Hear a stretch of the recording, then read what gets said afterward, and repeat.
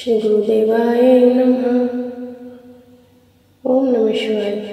आप सभी शिव भक्तों का शिव महापुराण कथा की रुद्र संहिता के प्रथम खंड में स्वागत है।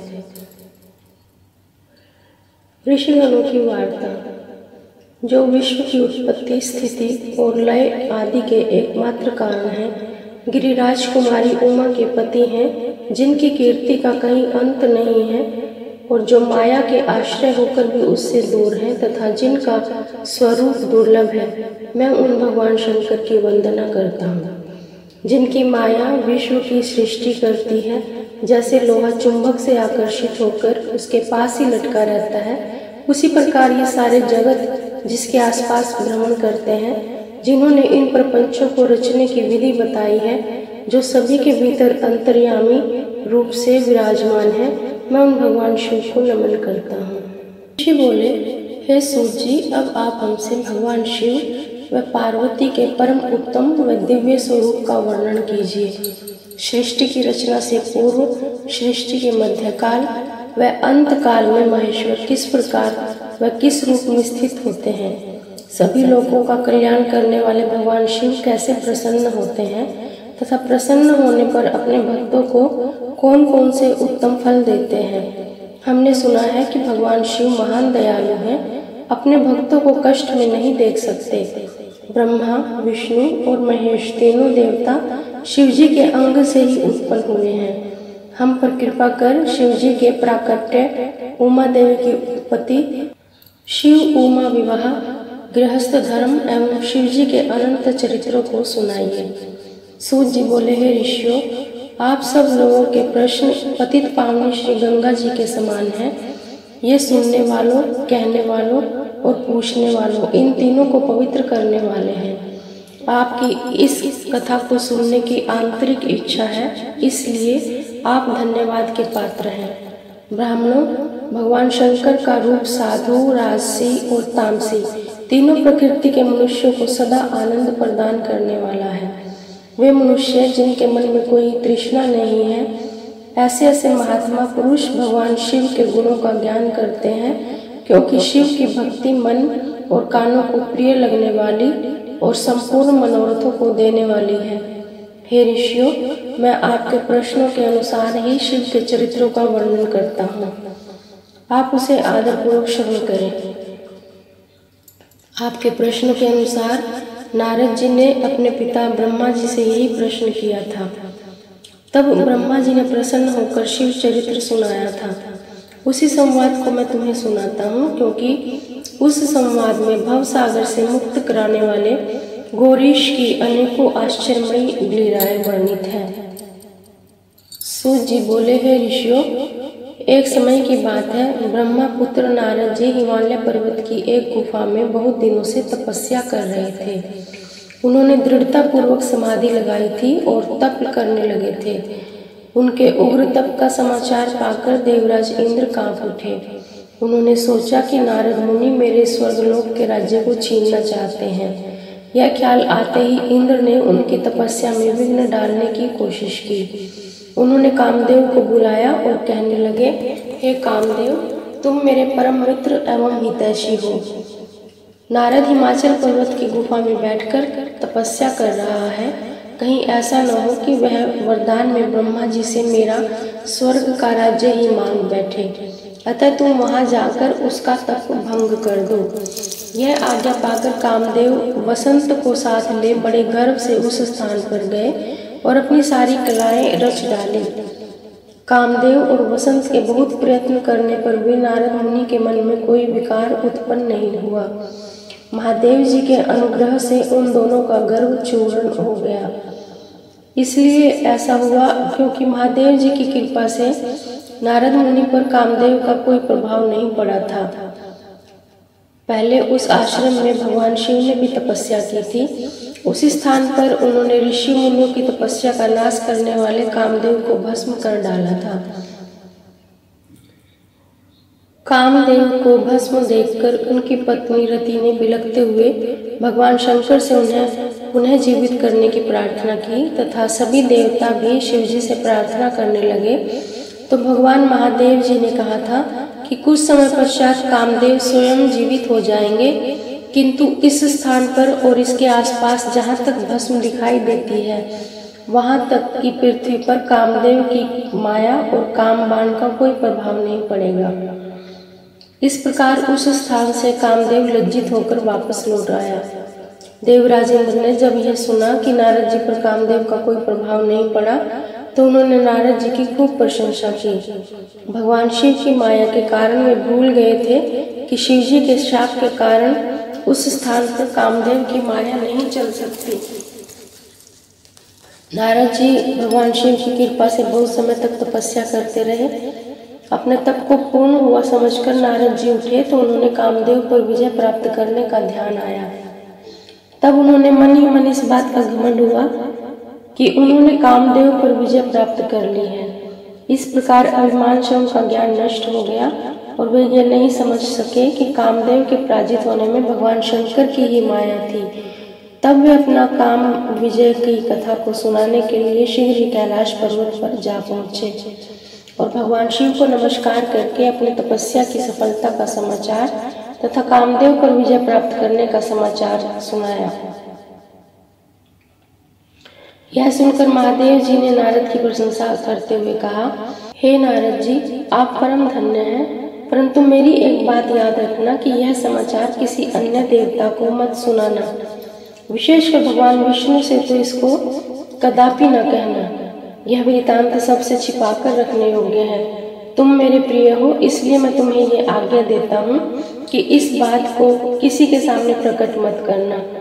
परंतु वे तो शिव की माया से मोहित हो चुके थे, इसलिए उनकी दी गई शिक्षा को ध्यान में न रखते हुए वे ब्रह्मलोक में गए और वहां ब्रह्मा जी को नमस्कार कर बोले, मैंने अपने तपोबल से कामदेव को जीत लिया है। यह सुनकर ब्रह्मा जी ने भगवान शिव के चरणों का चिंतन करके सारी बातें जान ली और अपने पुत्र नारद को यह सब किसी और के सामने कहने से मना कर दिया। परंतु नारद के मन में अभिमान के अंकुर उत्पन्न हो गए थे, जिसके फलस्वरूप उनकी बुद्धि नष्ट हो गई थी। वे तो तुरंत विष्णुलोक पहुंचकर भगवान विष्णु को यह सारा किस्सा सुनाना चाहते थे, अतः वे शीघ्र ही ब्रह्मलोक से चल दिए। नारद मुनि को आते देखकर भगवान विष्णु सिंहासन से उठ खड़े हुए। उन्होंने नारद को गले लगा लिया और आदर से आसन पर बिठाया। भगवान शिव के चरणों का स्मरण करके भगवान विष्णु ने नारद जी से पूछा, नारद जी, आप कहाँ से आ रहे हैं और इस लोक में आपका शुभागमन कैसे हुआ? यह सुनकर नारद जी ने अहंकार सहित अपने तप के पूर्ण होने एवं कामदेव पर विजय प्राप्त करने का समस्त हाल उन्हें कह सुनाया। भगवान विष्णु काम के विजय के असली कारण को समझ चुके थे। वे नारद जी से बोले, हे नारद जी, आपकी कीर्ति एवं निर्मल बुद्धि धन्य है। काम, क्रोध एवं लोभ मोह उन मनुष्यों को पीड़ित करते हैं जो भक्तिहीन हैं। आप तो ज्ञान और वैराग्य से युक्त एवं ब्रह्मचारी हैं, फिर भला यह काम आपका क्या बिगाड़ सकता था? देव ऋषि नारद बोले, हे भगवान, यह सब आपकी कृपा का ही फल है। आपकी कृपा के आगे कामदेव की क्या सामर्थ्य है जो मेरा कुछ बिगाड़ सके? मैं तो सदा ही निर्भय हूँ। इतना कहकर नारद जी विष्णु भगवान को नमस्कार कर वहां से चल दिए। नारद जी का भगवान विष्णु से उनका रूप मांगना। सूत जी बोले, हे महर्षियों, नारद जी के चले जाने पर शिव जी की इच्छा से भगवान विष्णु ने एक अद्भुत माया रची। उन्होंने जिस ओर नारद जी जा रहे थे वहां एक सुंदर नगर बना दिया और वह नगर बैकुंठ लोक से भी अधिक रमणीय था। वहां बहुत से विहार स्थल थे। उस नगर के राजा का नाम शीलनिधि था। उस राजा की बहुत सुंदर कन्या थी। उन्होंने अपनी पुत्री के लिए स्वयंवर का आयोजन किया। उनकी कन्या का वरण करने के लिए बहुत से उत्सुक राजकुमार वहां पधारे थे। वहां बहुत चहल पहल थी। इस नगर की शोभा देखते ही नारद जी का मन मोहित हो गया। जब राजा शीलनिधि ने नारद जी को आते देखा तो उन्होंने सादर प्रणाम करके स्वर्ण सिंहासन पर बिठाकर उनकी पूजा की। फिर अपनी देव सुंदरी कन्या को बुलाया, जिसने महर्षि के चरणों में प्रणाम किया। नारद जी से उसका परिचय कराते हुए शीलनिधि ने निवेदन किया, महर्षि, यह मेरी पुत्री श्रीमती है। इसके स्वयंवर का आयोजन किया गया है। इस कन्या के गुण दोषों को बताने की कृपा कीजिए। राजा के ऐसे वचन सुन नारद जी बोले, हे राजन, आपकी कन्या साक्षात लक्ष्मी है। इसका भावी पति भगवान शिव के समान वैभवशाली, त्रिलोकजयी वीर तथा कामदेव को भी जीतने वाला होगा। ऐसा कहकर नारद मुनि वहां से चल दिए। शिव की माया के कारण वे काम के वशीभूत हो सोचने लगे कि राजकुमारी को कैसे प्राप्त करूं। स्वयंवर में आए हुए सुंदर एवं वैभवशाली राजाओं को छोड़कर भला यह मेरा वरण कैसे करेगी। वे सोचने लगे कि नारियों को सौंदर्य बहुत प्रिय होता है, सौंदर्य को देखकर ही श्रीमती मेरा वरण कर सकती हैं। ऐसा विचार कर नारद जी फिर विष्णु लोक जा पहुंचे। उन्होंने राजा क्षीरनिधि की कन्या के स्वयंवर के बारे में बताया और उस कन्या के साथ विवाह करने की इच्छा व्यक्त की। उन्होंने भगवान विष्णु से प्रार्थना की कि वे अपना रूप उन्हें प्रदान करें ताकि श्रीमती उन्हें ही वरे। सूत जी कहते हैं, हे महर्षियों, नारद मुनि की ऐसी बात सुनकर भगवान मधुसूदन हंस पड़े और भगवान शंकर के प्रभाव का अनुभव करके उन्होंने इस प्रकार उत्तर दिया।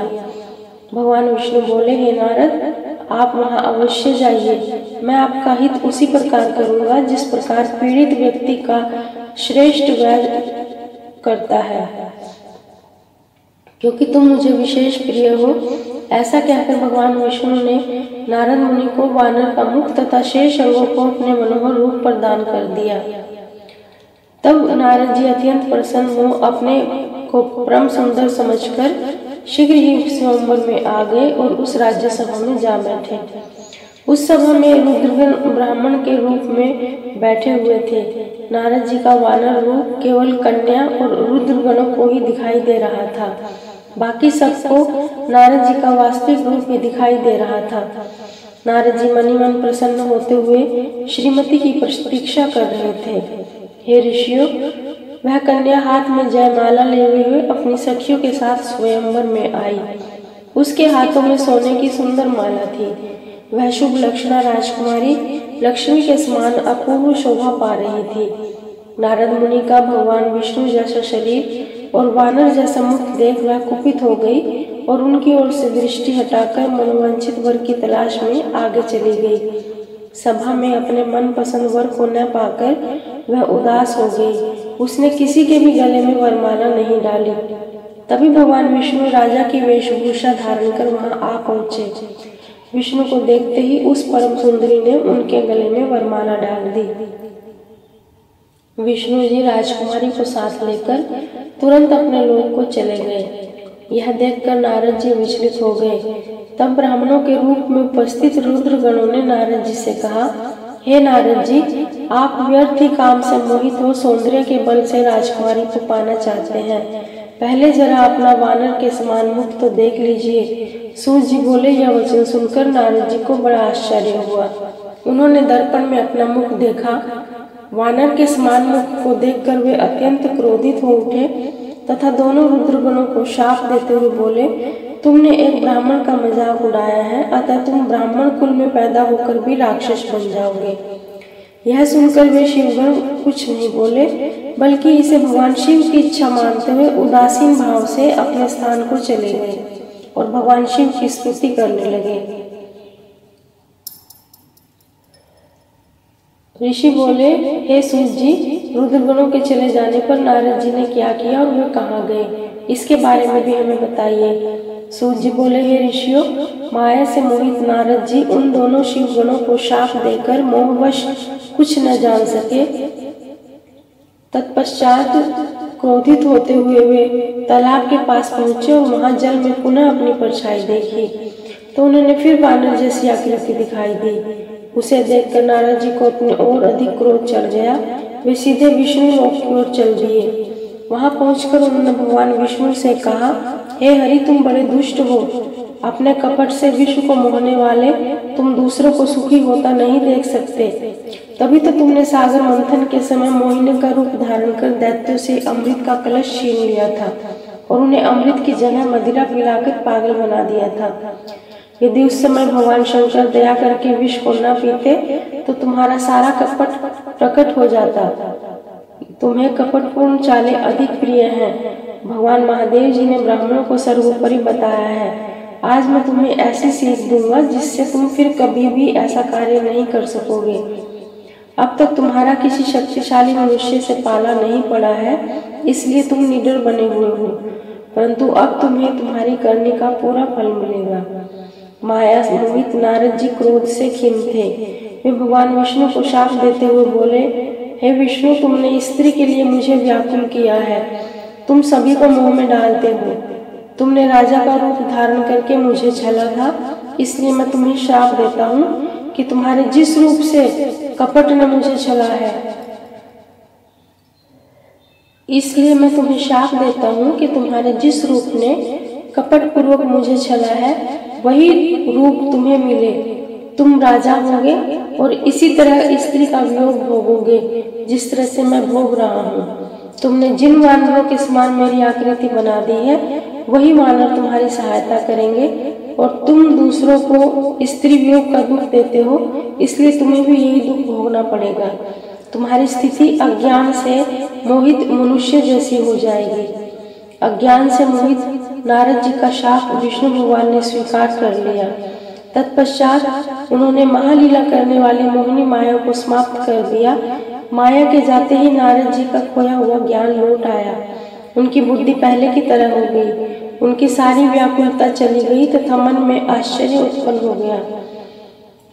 यह सब जानकर नारद जी बहुत पछताने लगे और अपने को धिक्कारते हुए भगवान विष्णु के चरणों में गिर पड़े, उनसे क्षमा मांगने लगे। नारद जी कहने लगे कि मैंने अज्ञानवश होकर और माया के कारण आपको जो शाप दिया है वह झूठा हो जाए। मेरी बुद्धि खराब हो गई थी। हे भगवान, मैंने आपके लिए जो बुरे वचन अपनी जुबान से निकाले, वो मैंने बहुत बड़ा पाप किया है। हे प्रभु, मुझ पर कृपा कर कोई ऐसा उपाय मुझे बताइए जिससे मेरा सारा पाप नष्ट हो जाए। कृपया मुझे प्रायश्चित का तरीका बताइए। तब श्री विष्णु ने उन्हें उठाकर मधुर वाणी में कहा, हे महर्षि, आप दुखी न हो, आप मेरे श्रेष्ठ भक्त हैं, इसमें कोई संदेह नहीं है।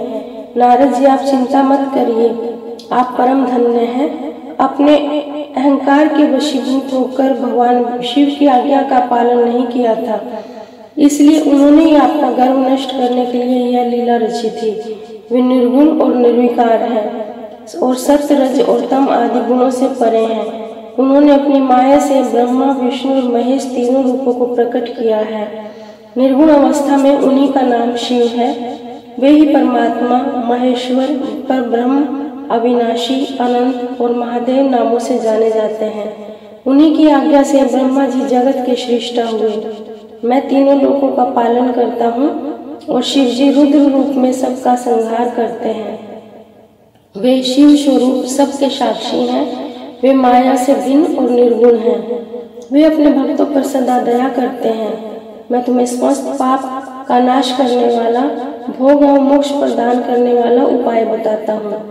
अपने सारे शकों एवं चिंताओं को त्याग कर भगवान शंकर की यश एवं कीर्ति का गुणगान करो और सदा अनन्य भाव से शिव जी के सत्य नाम स्तोत्र का जाप करो। उनकी उपासना करो तथा प्रतिदिन उनकी पूजा अर्चना करो। जो मनुष्य शरीर, मन और वाणी द्वारा भगवान शिव की उपासना करते हैं, उन्हें पंडित या ज्ञानी कहा जाता है।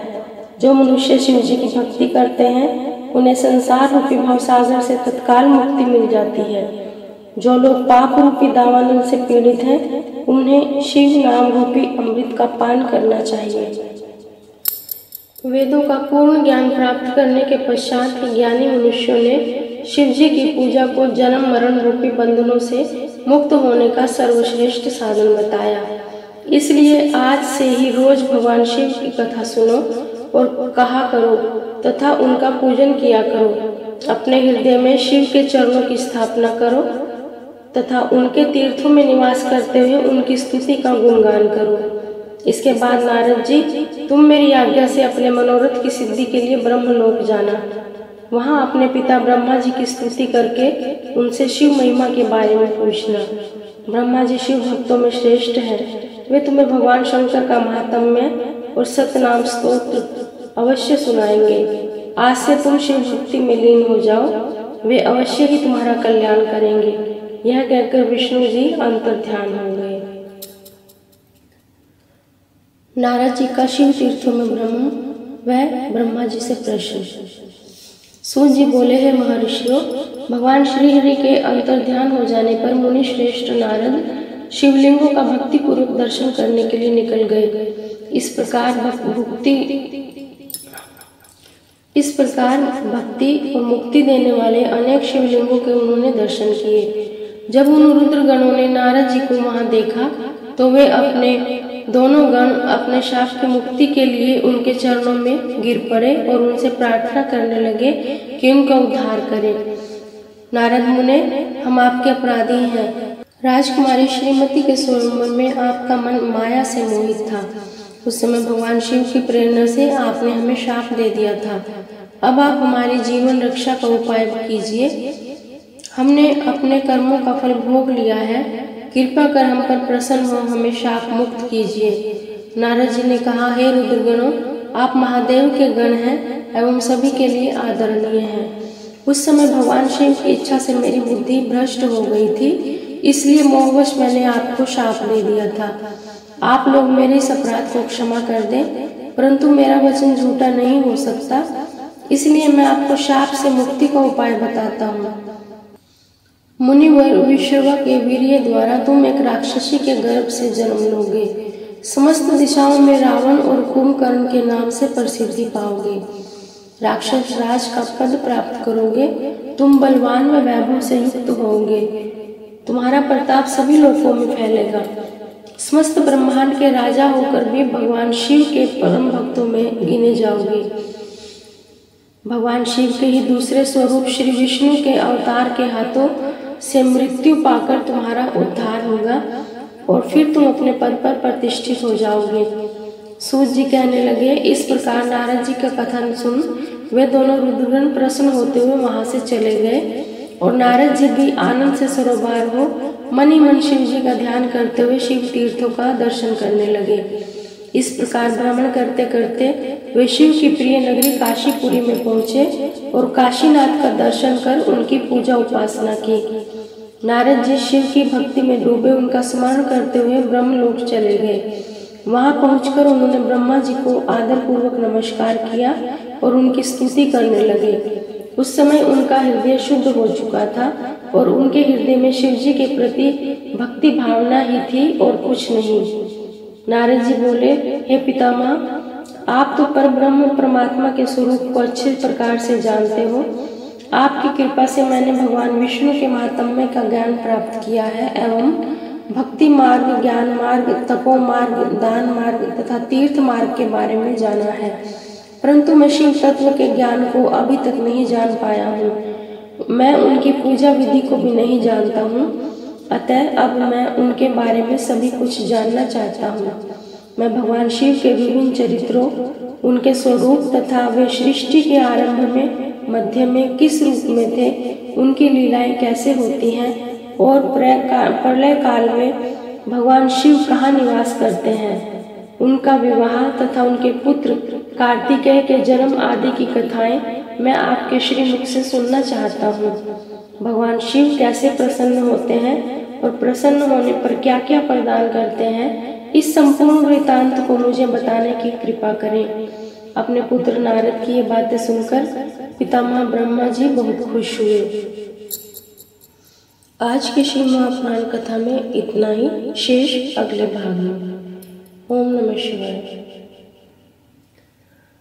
न जानामि योगं जपं नैव पूजां, न तोहं सदा सर्वदा शम्भो तुभ्यं। जराजन्म दुःखोऽघतातप्यमानं, प्रभो पाहि आपन्नमामेषु शम्भो।